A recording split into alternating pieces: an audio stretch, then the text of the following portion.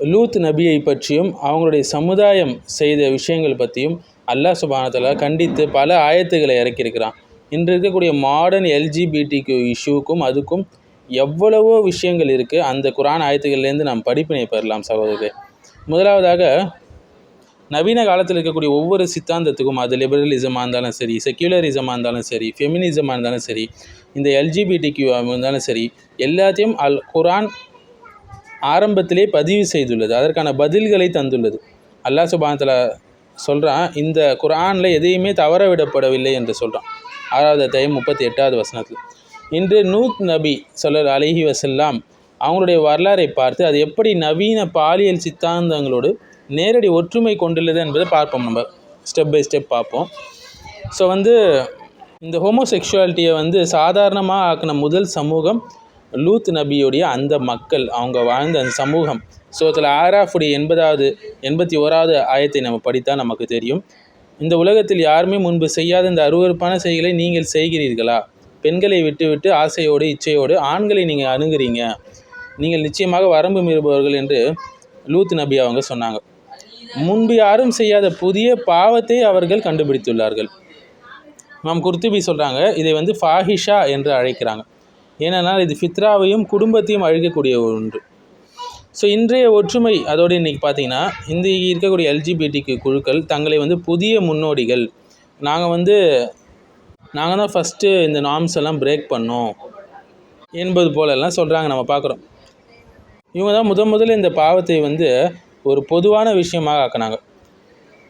அது மட்டும் இல்லாமல் அவங்க என்ன செய்கிறாங்க, இன்றைக்கி அவங்க தத்துவத்தை நியாயப்படுத்துகிறாங்க. சூரத்துல் நம்லில் பார்க்கலாம் 55வது ஆயத்தில், பெண்களை விட்டு நீங்கள் ஆசையோடு ஆண்களை அணுகிறீங்களா என்று லூத் அலைஹிஸ்ஸலாம் கேட்குறாங்க.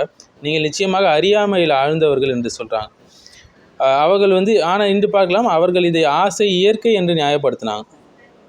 இன்றைக்கி என்ன சொல்கிறாங்க, நான் இப்படி தான் பிறந்தேன், இது என்னுடைய ஓரியன்டேஷன் என்று சொல்கிறாங்க. ஆனால் அல்லாஹ் அதை ஜஹில் அறியாமை என்று கூறுகிறான். இது இயற்கை இல்லை, நேச்சர் அல்ல என்பதை கூறுகிறான். அடுத்தது தூய்மையாக வாழ்வதை கிண்டல் செய்வது. சூரத்துல் நம்லில் 56வது ஆயத்தை நம்ம பார்க்கலாம். நீங்கள் இந்த நகரத்திலிருந்து வெளியேறிடுங்க, இந்த ஊரை விட்டு போயிடுங்க, நீங்கள்லாம் தூய்மையை விரும்பக்கூடியவர்கள் என்று அவங்க சொன்னாங்க. இப்படி தூய்மையாக இயற்கையாக வாழ்வதை என்ன செஞ்சாங்க, கிண்டல் செஞ்சாங்க அவங்க. இது ஒரு பழமைவாதம் என்று குற்றம் சாட்டினாங்க. இன்றைக்கி அதை அப்படியே பார்க்கலாம் இல்லைங்களா. இன்று எதிர்ப்பவர்களே என்ன குற்றம் சொல்கிறாங்க, ஹோமோஃபோபிக், இவங்களாம் இன்டாலரண்ட் என்றெல்லாம் திட்டுறாங்க.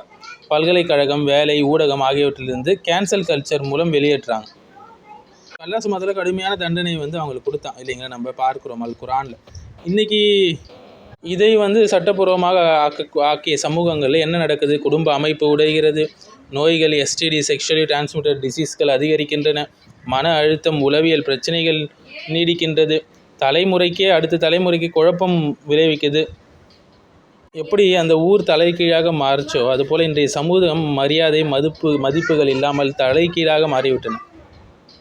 இப்னு தைமியா சொல்கிறாங்க, இது விபச்சாரத்தை விட மோசமானது, ஃபித்ராவே குலைக்கக்கூடியது என்று சொல்கிறாங்க. இப்னுல் கைம் அவர்கள் இது ஆண்மையின் மரணம் என்று சொல்கிறாங்க, பெண்மையின் அழிவு என்று கூறுகிறார்கள்.